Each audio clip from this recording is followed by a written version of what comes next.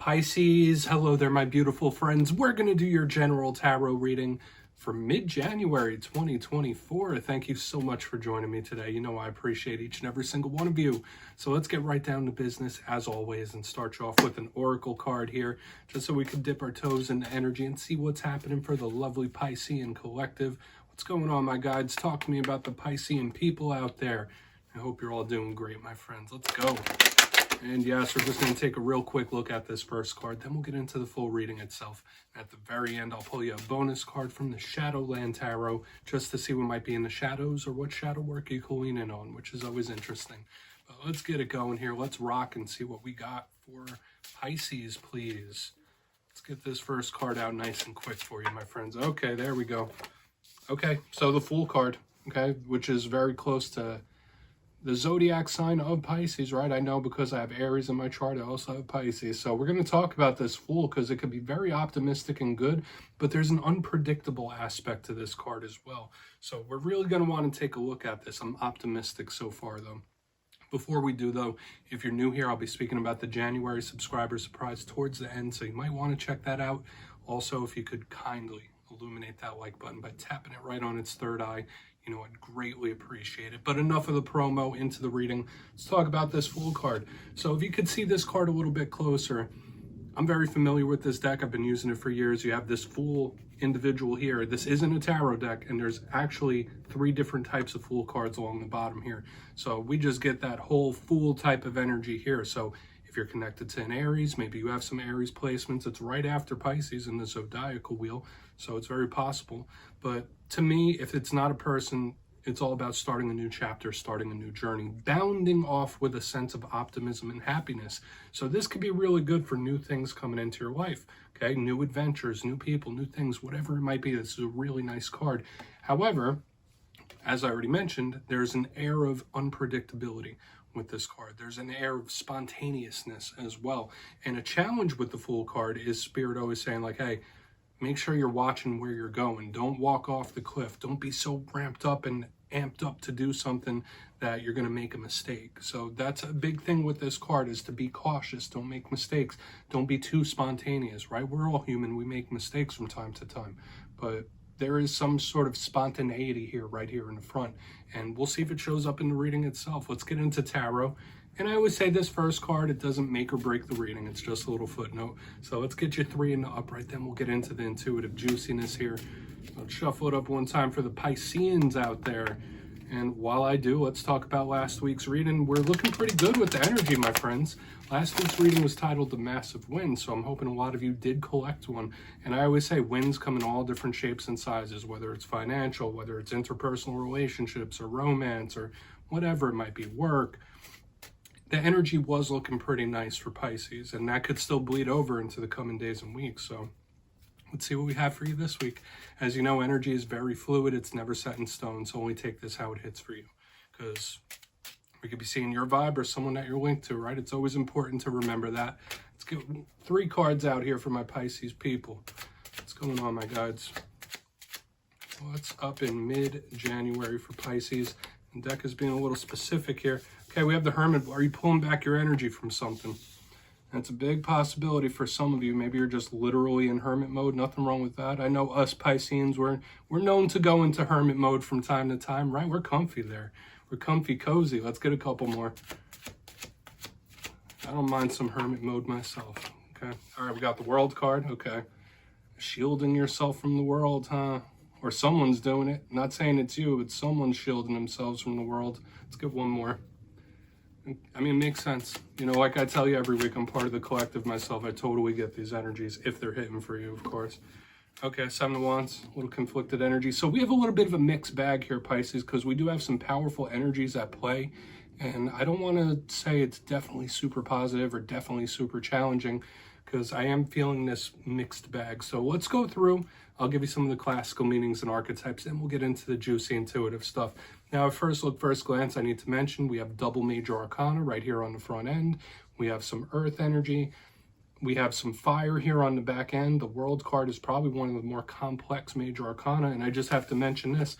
We started with this oracle card, which is the Fool, the very first of the major arcana, and the World is the very last. So we have this interesting cyclical cycle happening here. But let's go through piece by piece and really start to build this story out, and we'll get into the intuitive stuff. Position number 1, the Hermit. So for a portion of you, you might be connected to a Virgo here when this card is in the mix. If you are not connected to a Virgo, I see this card, I think of somebody pulling back their energy. Now, the Hermit is not necessarily a bad card or a negative card.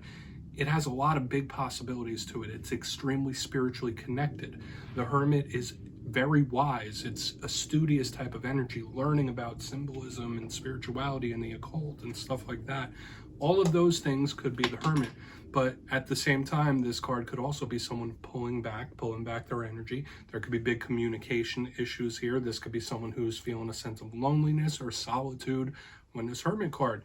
But I already mentioned, as a Piscean myself, I know we really don't mind a little bit of Hermit type of energy. It's like kind of like a homebody type of vibe. So for some of us, we might be pulling back our energy purposefully. It all depends on what. So we'll clarify it and see what's up. Okay. The Hermit only gets really challenging when it isolates too much. Okay. Now, moving to the center, this is what I was saying, because the World is a super complex card, and to me, one of the extra meanings that I add to it is that it could represent the actual world itself. So when I see the Hermit moving into the World, I'm immediately getting the vibe of someone who is being very protective, or they're trying to protect themselves or shield themselves from the world at large. That's a little intuitive piece I'm getting so far, but that doesn't just have to be it. When we see the World, we'll go piece by piece. It could represent endings, right? Not finalities. I don't see it as like final endings. To me, it's more of like, all right, that chapter's done. Let's move on to the next one. So you see this interesting cycle when the World card is in the mix. It's like, all right, we finished that journey. Let's move on to the next one. And we saw it in the very beginning with this Fool card as well. So there is something looping around. There's some sort of cycle closing and opening. We'll just have to see when we get into the clarification for this. The World could represent change. It could represent transformation as well. So Hermit mode, somebody could be in a cocoon of sorts, right? Somebody could be going through a very powerful metamorphosis when this card is here. And once again, I see this as the World itself. So there might be something about the World today. There might be something about world events that could be really bothering you when this card is here. So you might be putting yourself in Hermit mode just to keep yourself sane or to keep some semblance of sanity. Okay, it makes sense. It's protective. Okay, and of course, I'll just keep it in there. Yes, it could also represent endings. Okay, so some Pisceans might be thinking about closing a chapter of some sort or ending something. Now, moving to the back end, we have the Seven of Wands. This card is a mixed bag. Okay, it could sometimes represent somebody feeling cornered. It could sometimes represent somebody feeling trapped. And I always say that this is on a spectrum. It could be something as very minor as like having some cabin fever. And at the same time, it could be someone like feeling literally imprisoned. This card could represent, you know, tests, trials, tribulations, like me against the world type of energy. So you see what I'm saying? Like, it's like me against the world mentality. So if that's not you, it could be someone you're linked to, or they're in that mode. Now, a good thing about the Seven of Wands, if it's not talking about problems and situations and tests and all that, this card has a lot of determination to see something through or to come out on top. So there can be very good energy here of somebody fighting the good fight. But once again, there is this me against the world type of energy that I'm picking up here, this withdrawn energy. So watch out for problems and difficult situations. I want to dive deeper on all of it. Let's jump in and clarify. All right, let's get a good shuffle here for Pisces, please. What's going on with my friends? Yes, this is where I go intuitive with the message, which means I just tell you how it feels to me. So feel free to do further research or rely on your base knowledge of tarot, because as you know, every single reading is about the reader's interpretation, and I'm just giving you mine. Let's go in on that Hermit. Yes, if you're a reader yourself, please feel free to play along. That's why the box is here. If you're feeling any messages that you want to give to Pisces, you drop it in the comments. I don't mind at all. All right, Hermit time. Why is that Hermit here? Please. Okay, the deck is being specific now. All right, there we go. All right, yeah, you really might need that time. All right, for a small portion of you, if you're connected to an earth sign, they are showing up here. Okay, so there could be some difficulties with earth signs in this time. We have the Knight of Pentacles in reverse underneath the Hermit, and that's why I said initially, like, some of you might really see that it's time to withdraw your energy from something, or you need this hermit mode time, even if you're not actively doing it.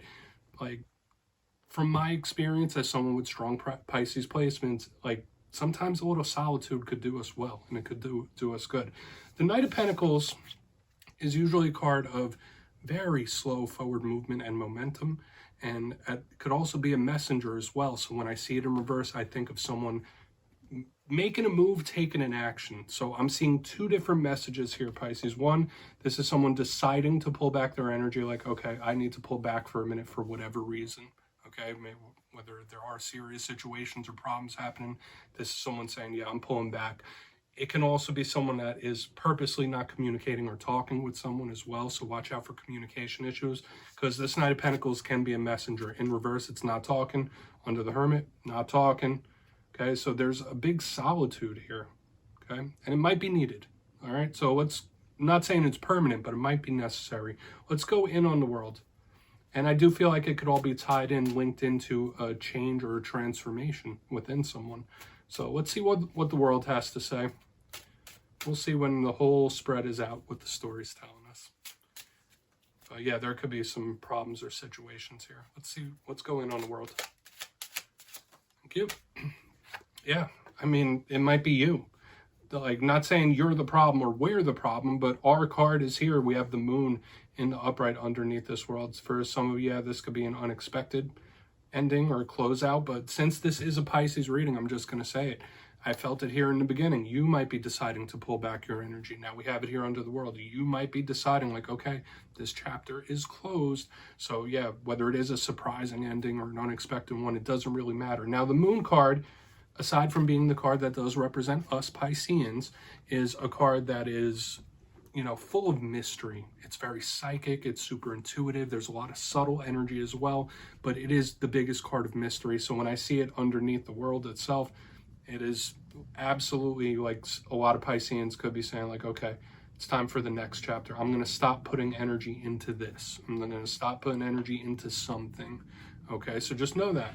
Okay, whether that's good for you or not, like, you might really decide, like, all right, I'm just not going to put as much energy into this, or I need to end this chapter. Okay, I'm just picking it up.